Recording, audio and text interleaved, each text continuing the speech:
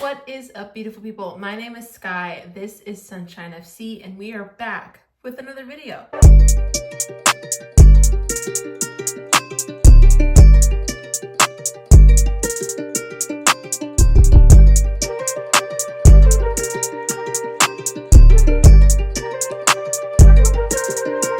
What is up, you guys? I hope you're doing well. I'm excited for this video because I'm going to be introducing a new video series on my channel entitled Welcome to United, where I will discuss our new signees and how I think they'll fit into our culture in 10 minutes or less. So without further ado, we're here with the first signing in the INEOS era, Joshua Zirkzee. Round of applause, everybody. Yes, Joshua, welcome to the United family. So glad to have you here. And I just kind of wanted to talk about the details of the signing, what I think is going to happen with this player, and kind of give you my thoughts. Because here's the thing. I don't keep up with the signing news as much. I'm going to wait till I know that they're coming. And then once I know, that's when I do a deep dive, right? And from my understanding, the only other club that was somewhat interested in this player is AC Milan.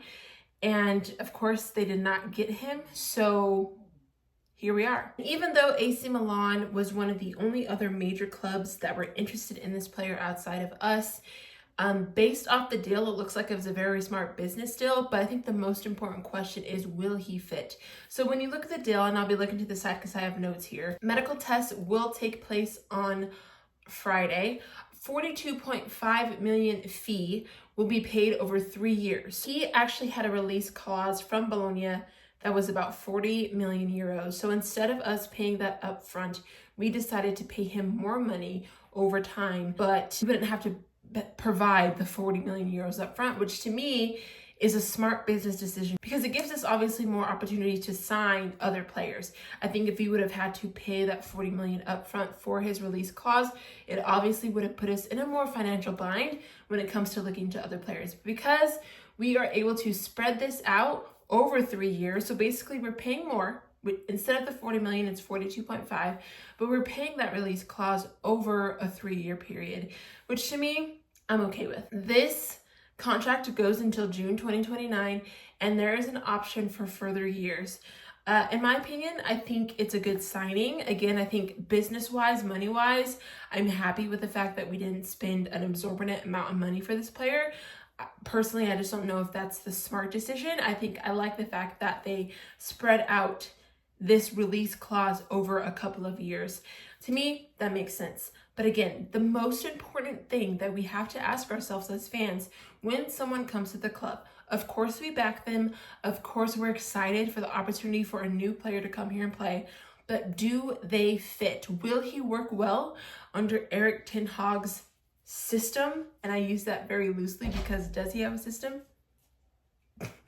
My dog. But will he work in the front line? Joshua Zirkzee's coming in as a 10. I think the thing that I'm most excited about with Joshua is he will provide some sort of competitiveness to the front line. As we are keeping Rashford, Antony, Garnacho, Ahmad, these players, Højlund, these players that are key for our front line, not necessarily that they're the best options.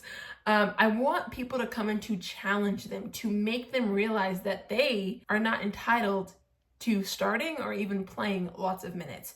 And I don't know much about Joshua. I'm going to be really honest. I can't say that I've seen him play a lot. I mean, he did appear briefly in the Euros match, but I wouldn't really count that, honestly.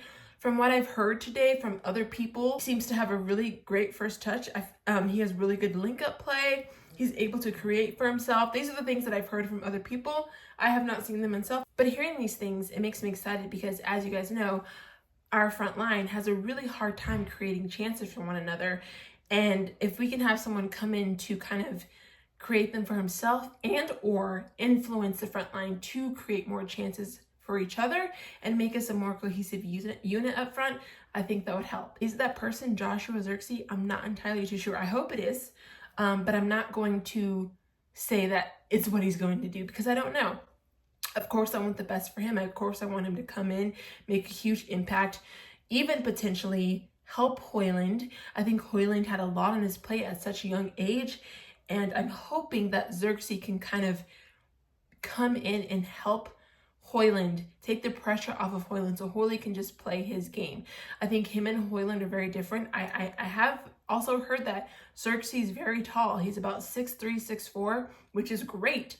Love that for the front line as well. And so I am really hoping that he challenges Højlund to be better so that we can get more technically out of Højlund, if that makes sense, instead of this physical wrestling style type of forward, you know? Before we close out the video, I wanted to go over this graphic that Sky Sports had on Joshua.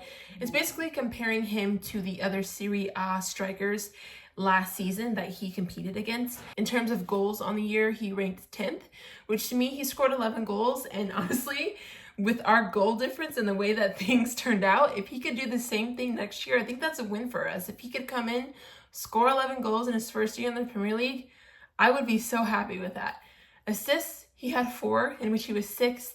Chances created, 43. He was 4th. That's huge to me. I think if he can also bring that to the Premier League, that would help us tremendously. We're not that great creatively, offensively. Through balls attempted, 7. He was 2nd. Touches, 1,523. He was 2nd in Serie A. Total tackles, 31. He was 1st. And to me, I like that because that shows that he is physical. And for me, I want my striker to be physical, to have that attribute, but I also want him to be technically sound, right? So to know that he will and is willing to tackle, I like that. Possession 1 in defensive third, 24, in which he was 2nd. Possession 1 in attacking third, 30, he was 1st. Again, I like those stats. I like what I'm seeing here, and this is just me going off of numbers, right? I've never seen him play a full match. And so I'm excited. I'm excited to see what he could bring. I hope that he fits. I hope that he comes in and has a solid career here at Manchester United. And I'm hoping for the best. Again, as I mentioned earlier, this is the first signing officially for the INEOS Era. So it's exciting prospect, exciting first signing for them. And I hope it works out. I trust it. I trust the people that are in the front office as of right now. And again, the business moves, the money side of it is what impresses me more, honestly, than the actual player at this point. But I'm excited to see how he fits. But those are going to be my thoughts on Joshua so far. Again, welcome to the club. Welcome to Manchester. I hope you have a wonderful career here, and I hope that you can join the team, mesh well, and have an awesome, amazing first season in the Premier League. Let me know what you guys think about Joshua in the comment section down below. Do you think he's going to be a good fit? Do you think he's going to perform statistically like he has in Serie A, or do you think he's going to struggle a little bit? Because Premier League is different. Premier League is different than Serie A. It's different than Bundesliga. It's different than the Liga. And some people, when they come here, they struggle. So thank you guys so much again for your love and support. Be sure to like and subscribe, and I'll see you in the next video. God bless. Bye.